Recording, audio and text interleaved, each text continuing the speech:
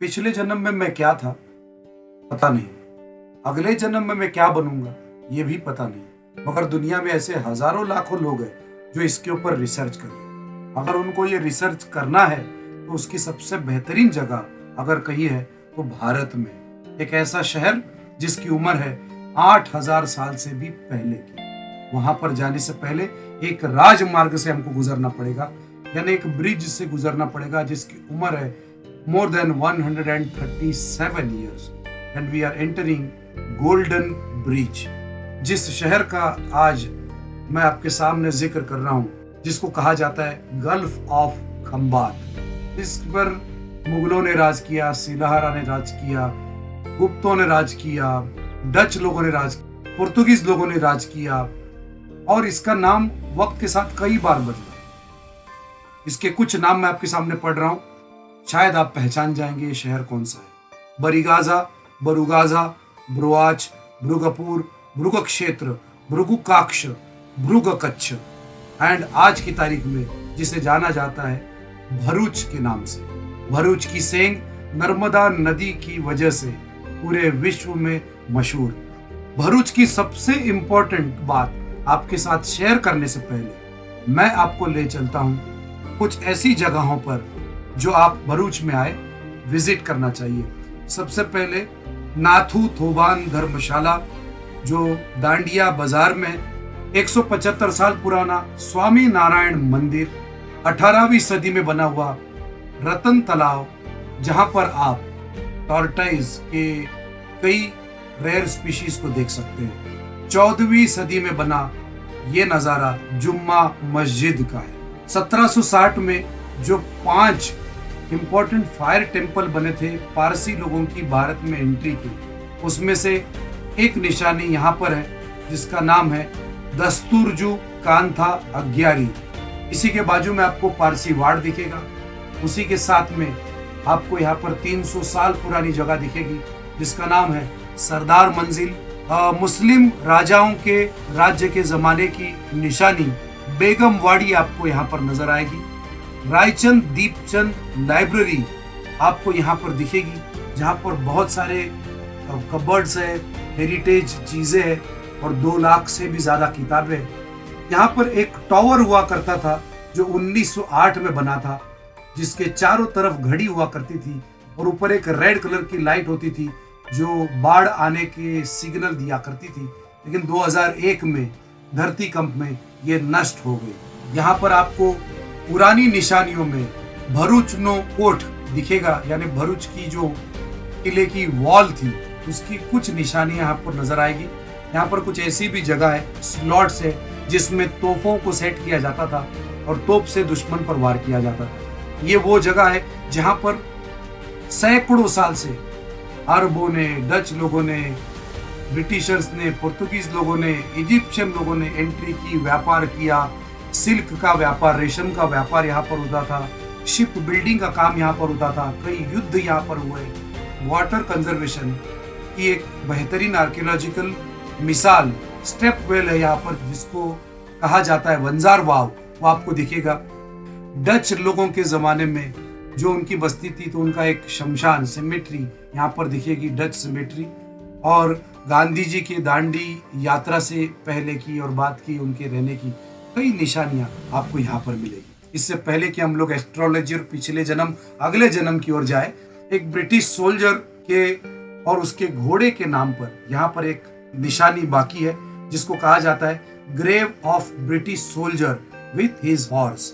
एक सिपाही जो युद्ध में जख्मी हुआ लेकिन उसको न छोड़ते हुए उसका घोड़ा ईमानदारी से उसके साथ में रहा और वापस आया इस सोल्जर को लेकर, मगर बदकिस्मती से इस सिपाही की मौत हो गई और उसी वक्त इस घोड़े की भी मौत हो गई।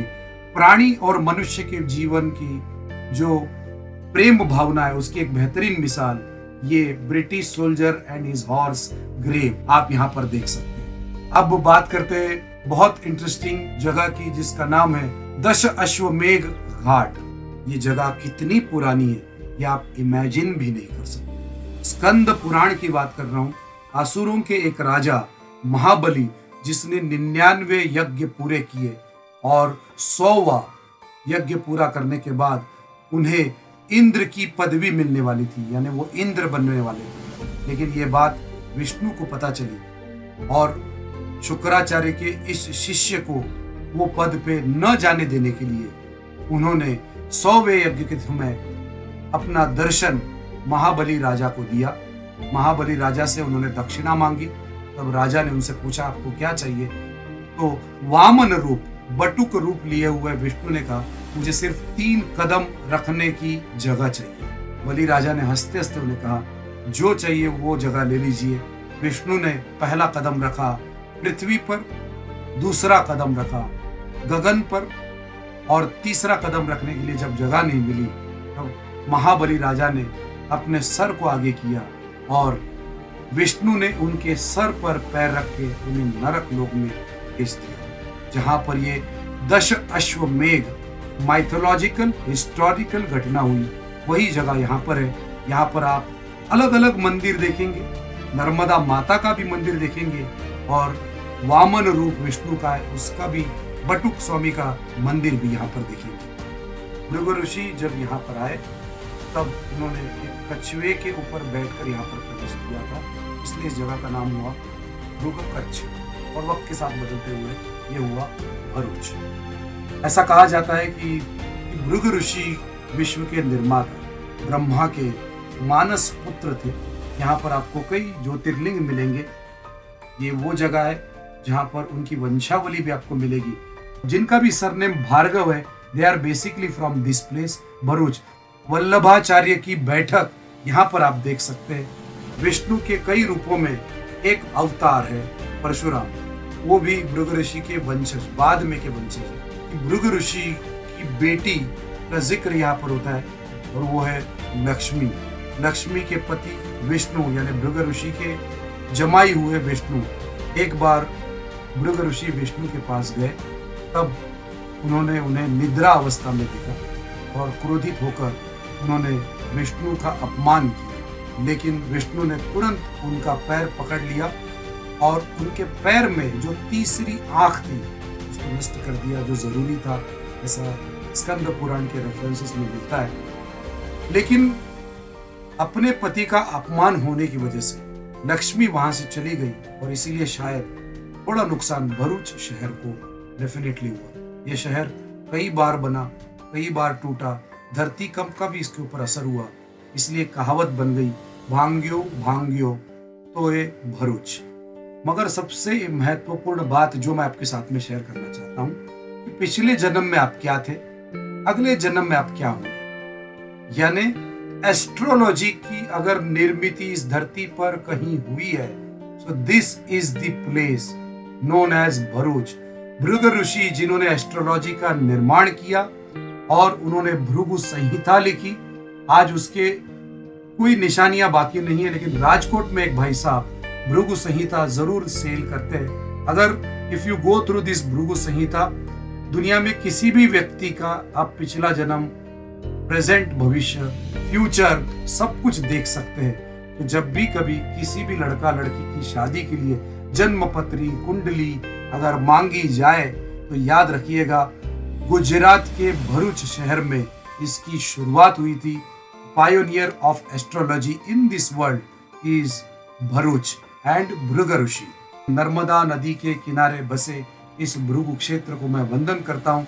The second oldest city of India, जिसकी उम्र है 8000 साल से भी ज्यादा। This is Bharuch, pride of Gujarat और हम सब के लिए भारत का और विश्व का सम्मान।